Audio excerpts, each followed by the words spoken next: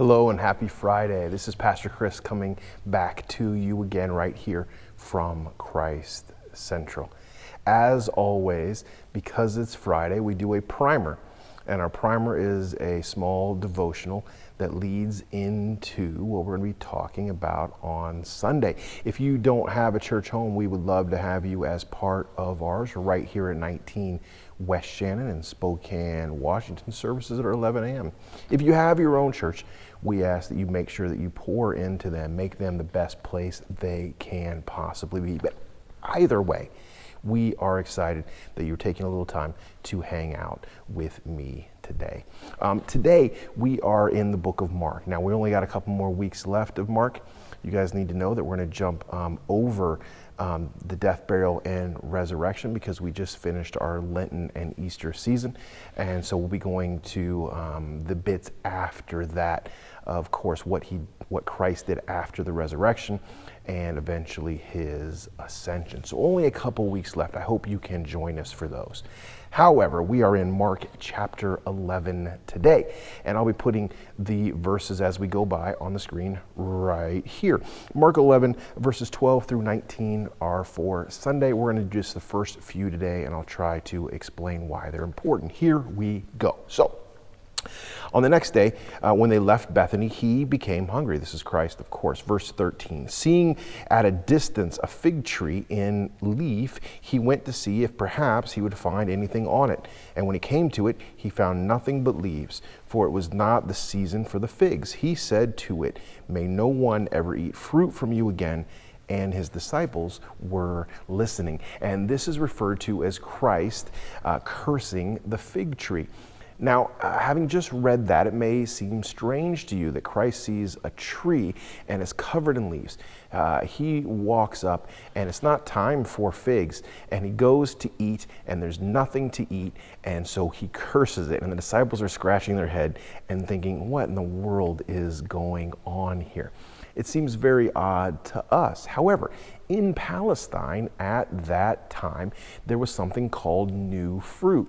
And what that is basically buds. So when the leaves on a fig tree would come out, there would be these little buds. And each bud would represent a fig that would at some point grow from that bud. Now, at that point in time, when you were walking along the road that way and you needed a small snack, you could actually eat those buds. It was very typical of the way people would grab a snack when they were traveling. So when Christ gets there and he sees this tree is all green and ready to make figs, he walks up thinking there's going to be new fruit. Now, he is, of course, the Savior, all God and all man all the time. So he knew they weren't there. And so then when he curses that tree and takes it, I don't want to say takes it out, but it seems very rash, right? Like he's basically telling this tree, you're never going to bear fruit again because you couldn't do it today. Now, this may seem, like I said, as if he is a little bit out of control, that his rage is taken over or something. But actually, it's a little more complicated than that. In fact, so much so that there was something in prophecy, Old Testament especially, if you're an Old Testament scholar, you enjoy the Old Testament, called a prophetic sign act. And that's what Christ is doing.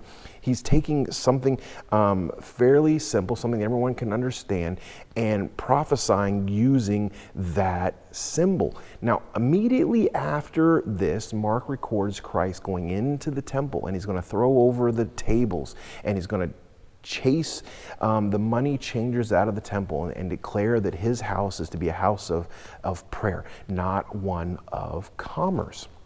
And these two things, they do go together. The symbol is not that Christ was disappointed in the tree.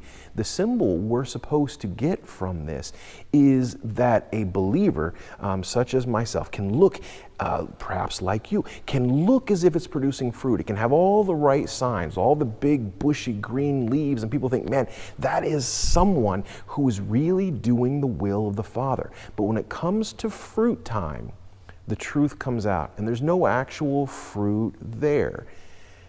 a lot of people today have problems with churches, and what they normally say is that I don't go to church because a church is full of hypocrites. This is roughly what Christ is saying here.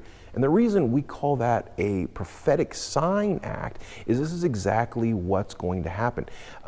He was prophesying the fact that a big change was coming, so much so that the temple itself was going to be torn down, every stone taken off of another.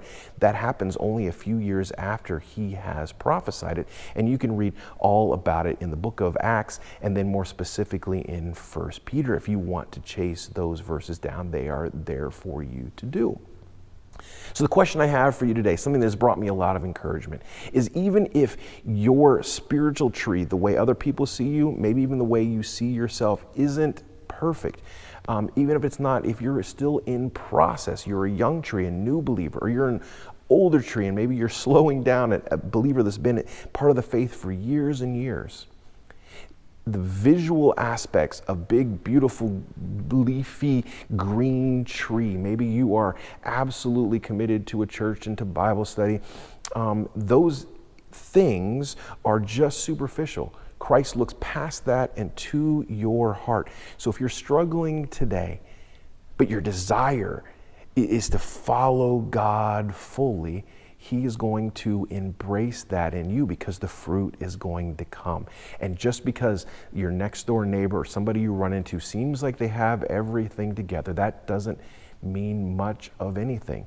Fruit is the issue. Now, on Sunday, we're going to talk about what those fruits might actually be in your life, and we'd love to go more into that. Now, if you have a question about it and would like a direct answer from myself, you can put it in the comments directly below, and I will be quick to respond and try to give any more clarity you might need. Well, I hope this has been of as much encouragement to you as it has been to me. God bless you, and we will talk again soon.